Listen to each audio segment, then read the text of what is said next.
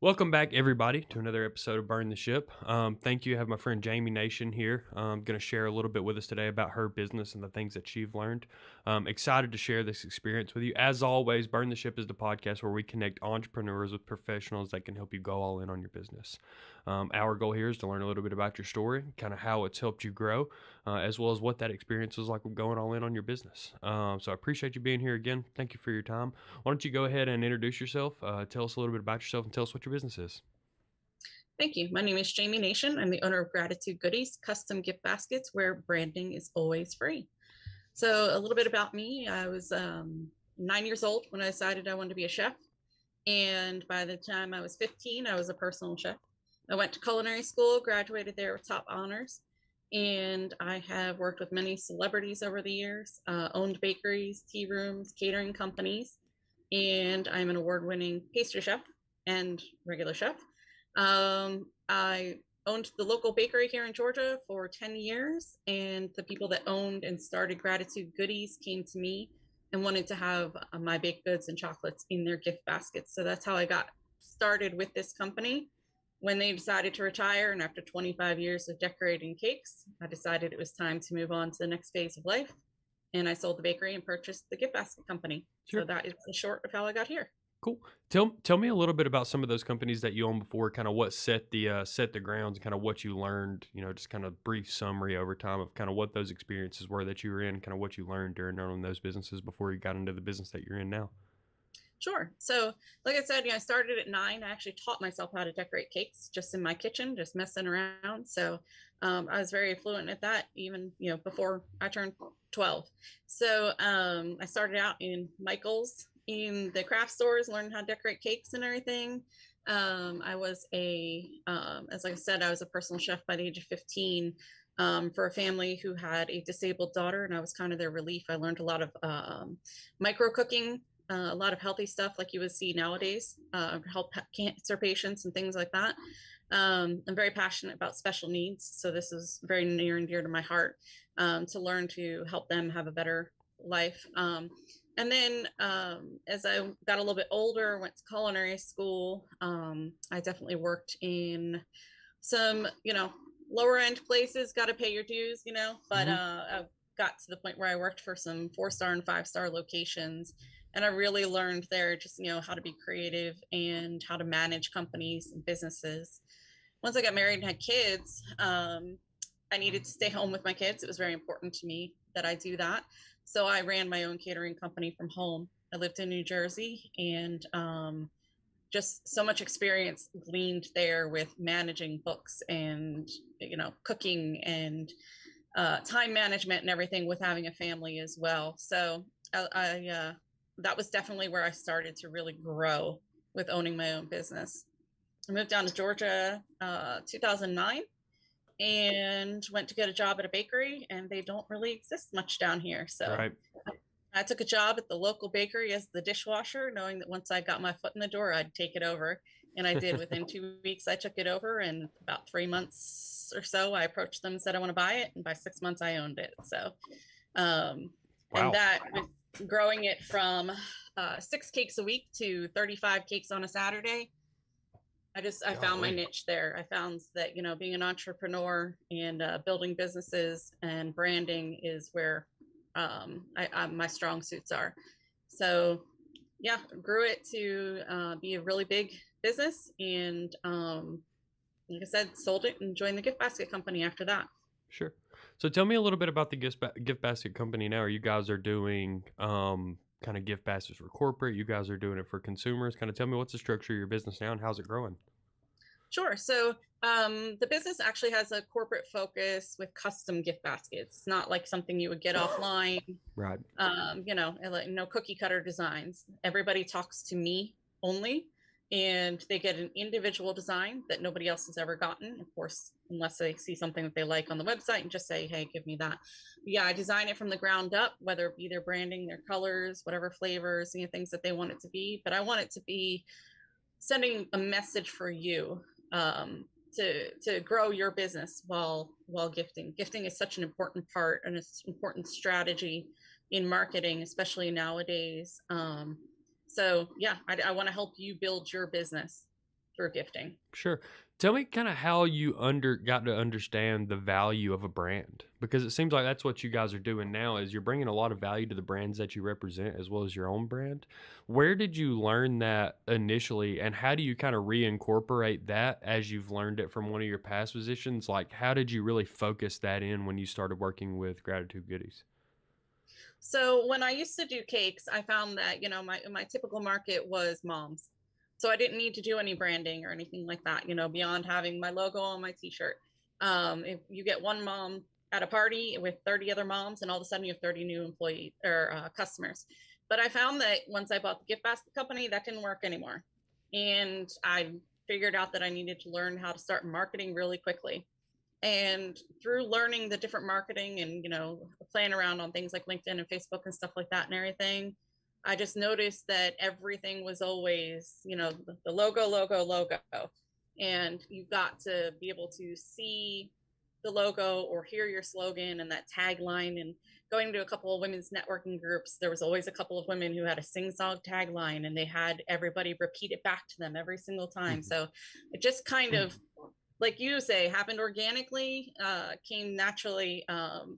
But the business was already designed with a corporate focus. So the previous owner did a great job in making sure that, we're getting that customer's message across. So Sure. Yeah, that's exciting actually. Coming from a small business perspective, it's good to know that you guys are moving with such intentionality when you're representing the brands that you are. Who are some of the best clients for you guys? Like what have been kind of some of those recurring clients or clients that you're looking to kind of get into the door with? What are you guys looking to grow in as far as direction wise? sure. So senior living facilities, independent living companies, those are actually my bread and butter during the course Oh of the wow. year, because for move-in baskets, yeah, it's something that you wouldn't necessarily, attribute directly to gift baskets, but yeah, they're move-in baskets. And mortgage companies are the same thing, with their closings. It's a good solid month to month, reorder. Of course, Christmas time, I make 75% of my income, and then I have to manage it for the rest of the year in 3 weeks. So Wow. that by far is, my time of the year, of course. But like I said, just more companies that I'd like to get in the door is definitely more senior living, mortgages, mortgage companies, real estate agents, because we can, since everything we do is custom, we can cater directly to whatever that family or that couple is interested in. Sure. Do you have your website up on your computer? I don't Can have it on my computer. can you share your screen and can we look at it? Yeah, absolutely. Cool. Yeah, let's do that. I want to look at Uh, some of the stuff that you guys have done.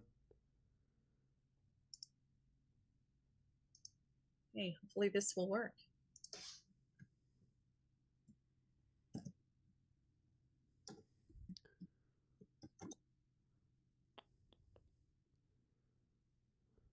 So our website is always a work in progress. Isn't it for everyone? So, like you see here, with the branding, we can engrave on handmade charcuterie boards. We make them all in-house. My husband makes them for me. Wow. We do pet gifts, pretty much any occasion you can think of. Here you can see our custom printed truffle boxes, but I'll go up to the branded stuff since that's what we're most interested in right now. And again, you can see this is our custom branded truffle box, just like you see here, with artisan truffles, and we print your logo, message, label, whatever it is on there for you. You can see the senior living in the little home shaped box with the logo on there as well. Candy jars with logos. We can print the ribbon, swag bags for events. Again, more printed ribbon, real estate gifts. So pretty much nothing we can't do. At least I haven't figured out what we can't do yet. Sure. Well, it's exciting to know that really that there's value for you guys. There's value for us in representing your brand well. If there's anything that entrepreneurs should take away from this podcast specifically, yeah, you can kill your screen share if you want to. If there's anything that people should learn specifically from this podcast, I think it's that there are people that see the value in your brand even more than you see the value in your brand. You know, like if your brand is a weak brand, you don't reinforce it, you don't market it well, you don't really your brand doesn't align with the value that you bring, that your business is going to struggle. Well, your brand is very powerful and you see the power in all of these other brands that you work with. So you're bringing a tremendous value to those people who like myself wear their sales hat all the time or their service hat all the time or depending on what we're doing every day, you're not always really thinking about the way that you're representing your brand to the people that matter the most to your company. You know what I mean? So as far as a client appreciation goes, employee appreciation goes, all those things, it's something that should live a little more in the forefront of your mind than a lot of business owners let it. And it's good to know there are people out there like you that can kind of help us fill in some of those gaps. Tell me how we get a hold of you. If you have any people in our audience that are listening right now that want to do some business with you, how do they get in touch? Sure. Gratitudegoodies.com, spelled just like it sounds. We also do clean crafted wines. That is at Scout and Cellar. The and is spelled out, scoutandcellar.com/gratitude goodies. And you can also find us on Facebook, LinkedIn, and Alignable. Cool. The last question I have for you here is really just talking about going through that process of going all in on your business. So obviously, we want to explain to people what that process is like and set good expectations there. Can you sum up in a few words what it was like to burn the ship and go all in on your business, and kind of how rewarding or what you felt, some of the tribulations that you felt early? Just kind of sum up that in a few words for us. Sure. So, when I first bought the business and sold the bakery, it was definitely, that fear at first. For The sure. people built a brand and built a name, and am I going to fill their shoes, because they were some big shoes to fill. So, like you said, I just dove in head first. Anything I can get my hands on to learn, whether it be creative wise or the business end, marketing. I'll tell you what, it's so rewarding to see the business grow, to literally be able to see, to just something as simple as to stock more baskets because the business is growing, something that small that's very tangible. Of course, everybody likes to see their bank account grow, but, even just something like, something on the shelf that I have to order more of, it's just so rewarding to know that I'm helping people. Like you said, it's not just about me making money, it's about helping people grow their brand. And that is just what I'm so passionate about. So that's enough of a reward for me. It really is. Yeah, absolutely. That's not something that's something that we've heard from other business owners too, is that just like your name said, gratitude for the people around you representing that brand, bringing value is such a is such a human thing that we appreciate in ourselves, that it matters a lot. People like yourself, that they matter a lot to people like us that that want to represent our brand well and don't think about that. And there are always people, like I said, to fill in those gaps. So I appreciate you explaining that to us. I appreciate you telling us about your business. If there's anybody out there that wants to work with Jamie, I implore you guys to reach out to her. She can really represent your brand well, help you package that out, especially when you're closing a deal. If you're in that mortgage space, if you're in that senior living space, you really want to leave a good impression on the people you're doing business with. There's definitely someone here that can help. And I appreciate your time today. Hopefully we can get some people to see this podcast and drum up some business for you. Thank you. I appreciate it. Yep, absolutely. All right, this has been Burn the Ship. You guys take it easy. Have a good day.